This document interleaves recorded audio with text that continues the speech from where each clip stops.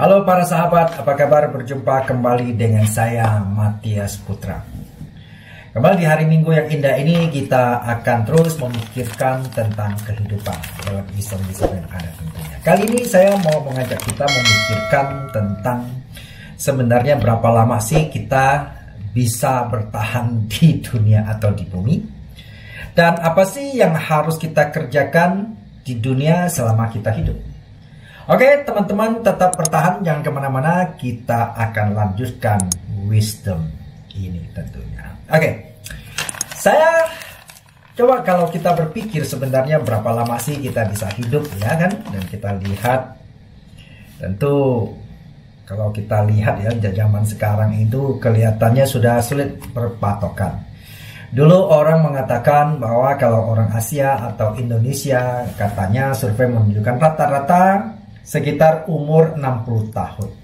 Berapa lama umur 60 tahun? Sangat cepat ya teman-teman. Saya dulu waktu remaja merasa kita masih happy-happynya. Sekarang tahu-tahu ketika melihat anak kita makin besar, kita sudah tolak ukurnya, kita sudah semakin tua.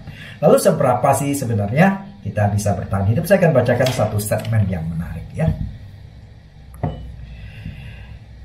Di sini dikatakan, sebab semua yang hidup adalah seperti rumput.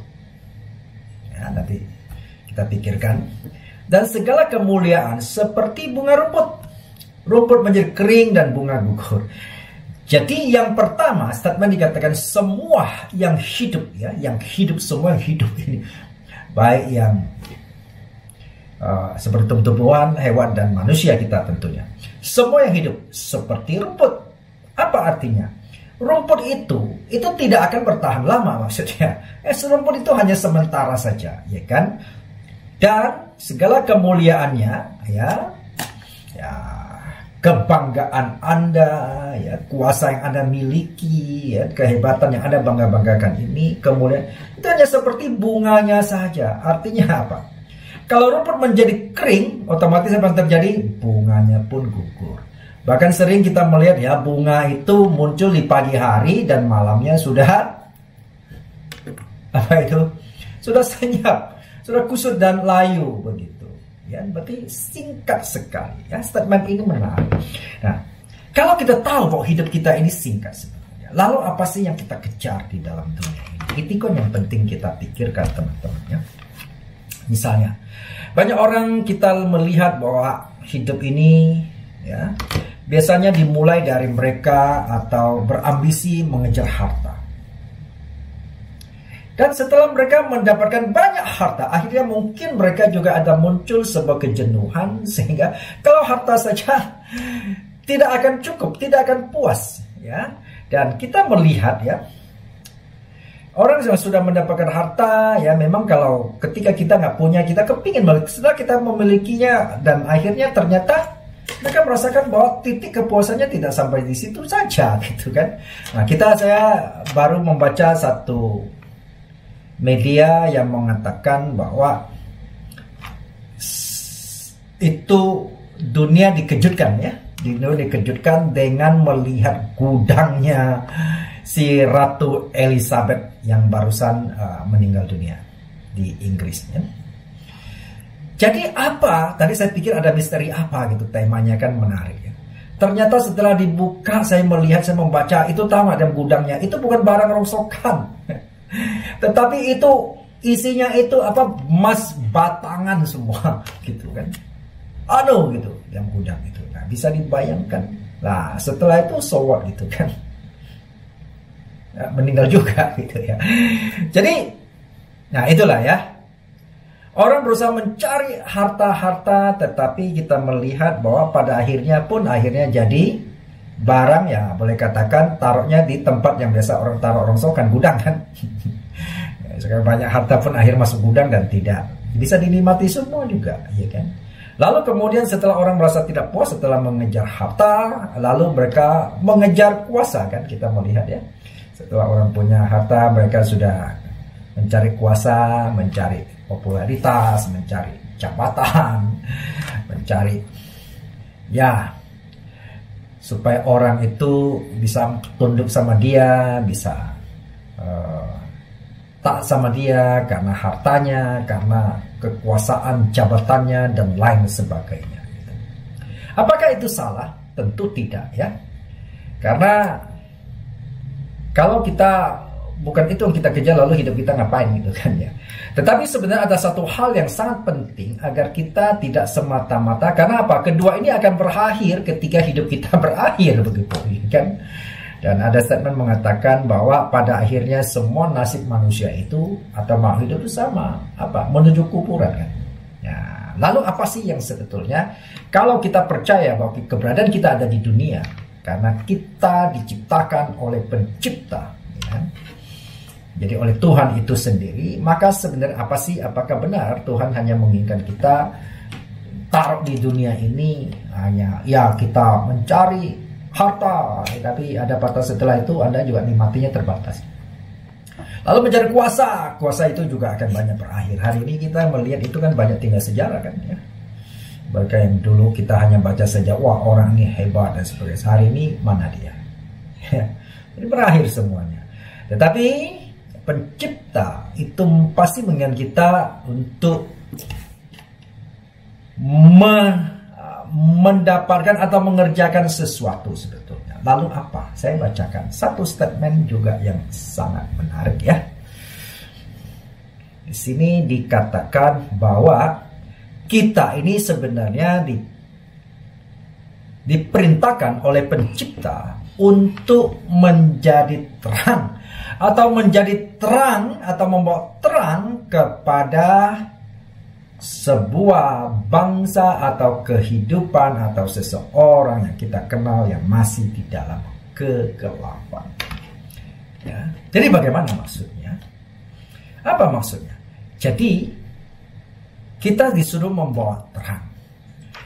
Nah, kata terang itu tentu kita konotasinya adalah hal positif, bagaimana memberi pencerahan. Jadi artinya hidup kita ini harus berdampak positif yang akhirnya ya maksudnya kan begini nih ya.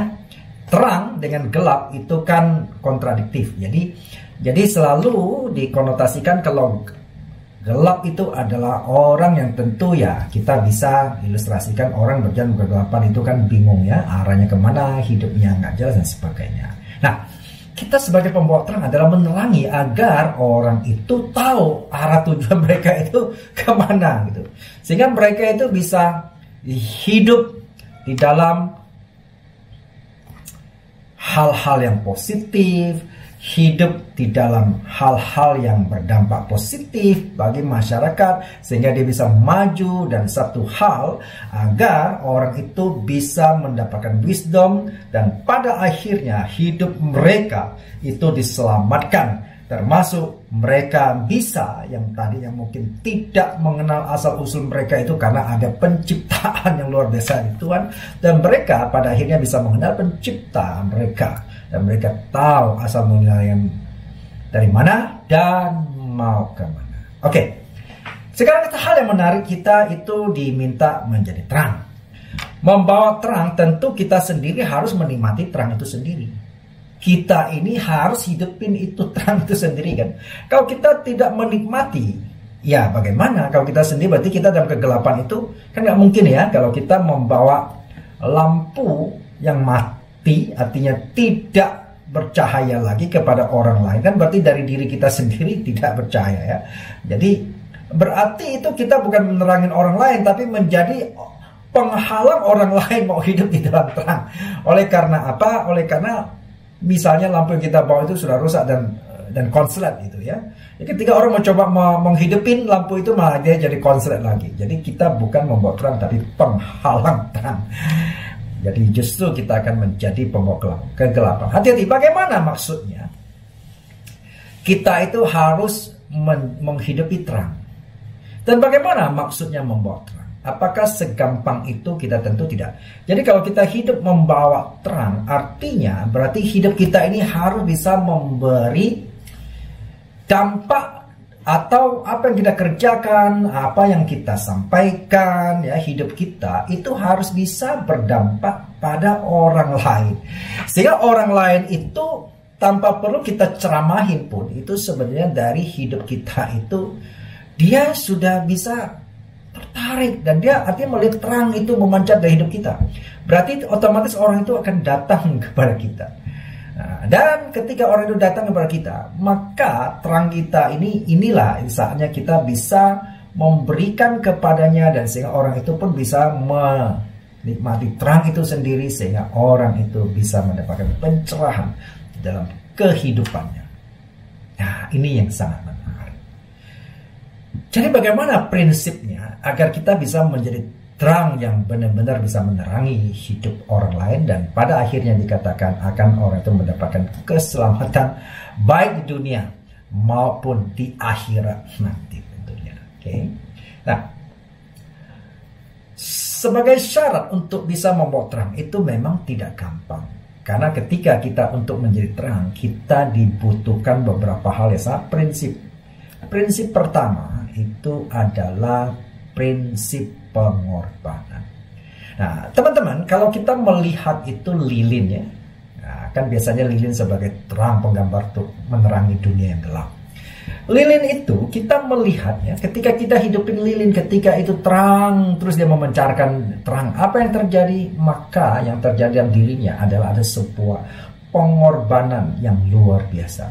Lilin itu rela terbakar habis demi menerangi lingkungan di sekitarnya. Ya.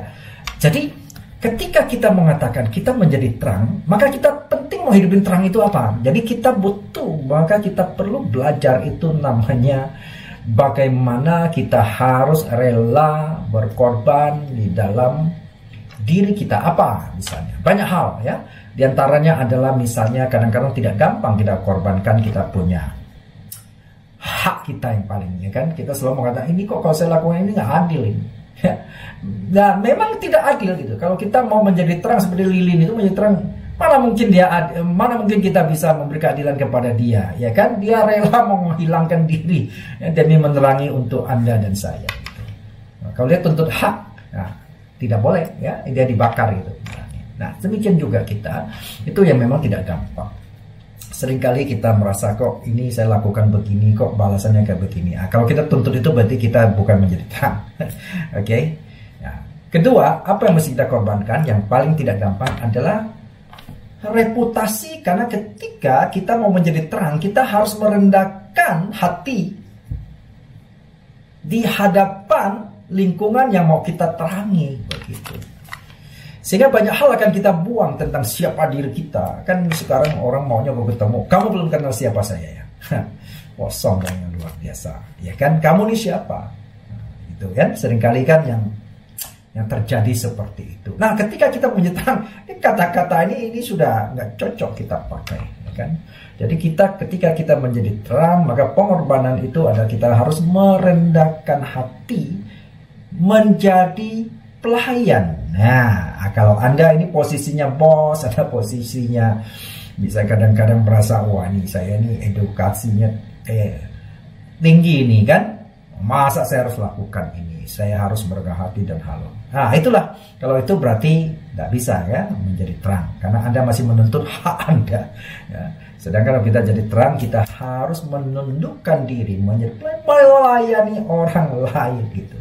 Nah, dengan demikian maka hidup kita baru bisa berdampak gitu, kepada orang lain. Nah, kenyataannya seringkali kita melihat ya, ketika seseorang mau berkorban dan merendahkan hati di hadapan orang lain, apakah berarti orang itu langsung rendah gitu? Tidak ya, justru ketika ketahuan orang lain, ketika dia melakukan ini, justru orang semakin segan dan semakin sungkan sama orang tersebut. Nah, dengan demikian maka orang lain ini kadang-kadang menjadi contoh gitu kan. Makanya semua, nah ini kan akhirnya terang itu nggak bisa disembunyikan. Akhirnya pasti akan ketahuan orang-orang di sekitarnya. Nah, dengan demikian teman-teman, rupanya memang benar ya, Pencipta itu adil. Jadi ketika dia bilang barang siapa yang merendahkan dirinya ya di hadapan orang lain menjadi pelayan, maka dia justru yang akan ditinggikan oleh Pencipta itu sendiri. Ini kabar baiknya gitu. Jadi bukan manusia, meskipun seringkali manusia akan menghargai kita, ya kan? kita lihat ya, Mother Teresa melakukan hal-hal itu kan, maka seluruh dunia menghargai dia, bukan ya. Nah, juga banyak hal-hal yang kita lihat yang lain, bagaimana ya, ketika ada seorang dokter yang terus khususnya merawat orang-orang kumuh di bawah jembatan ya kan, dan pada akhirnya dia disorotin oleh seluruh dunia gitu kan. Nah, ini luar biasa gitu. Nah, jadi kalau Anda jadi dokter melakukan itu ya, nggak gampang ya kan. Orang dokter maunya duduk di rumah sakit dengan AC yang bagus, fasilitas yang enak, komputer yang lengkap dan sebagainya, dan ya seperti di tanda kutip ya ngangguk-ngangguk orang lain lah ya kan. Itu kan menarik. Lain kalau Anda dibawa melayani pemulung-pemulung, itu kan Anda tidak populer dan sebagainya. Oke. Nah, tetapi itulah teman-teman ya yang dimaksud dengan kita menjadi terang dan membawa terang kepada bangsa atau orang lain yang masih terkungkung di dalam sebuah kegelapan, di dalam pengertian yang masih belum berkembang begitu. Oke. Nah, itu adalah tugas kita dalam hidup yang sangat singkat ini, teman-teman. Jadi ya, menjadi terang, ingat, bukan petantang petenteng, bukan hanya main perintah sana perintah sini begitu ya kan. Tetapi ketika kita menjadi terang adalah justru kita harus berbalik sebaliknya, kita menjadi pelayan. Kita mengorbankan hak kita, mengorbankan reputasi kita, gengsi kita, ya, dan mengorbankan bahkan seringkali materi kita jikalau kita mampu, itu kan, untuk memberi bantuan. Nah, dengan demikian maka hidup kita ya, akan menjadi lilin, ya kan, yang mau mengorbankan diri dan memberi pencerahan atau penerangan bagi orang lain yang masih di dalam kegelapan. Dengan demikian, maka pada akhirnya kita berharap Tuhan yang akan menyertai kita, memberi keselamatan kepada orang tersebut. Oke, teman-teman, begini wisdom kita minggu ini. Jadilah terang. Salam wisdom untuk kita semua.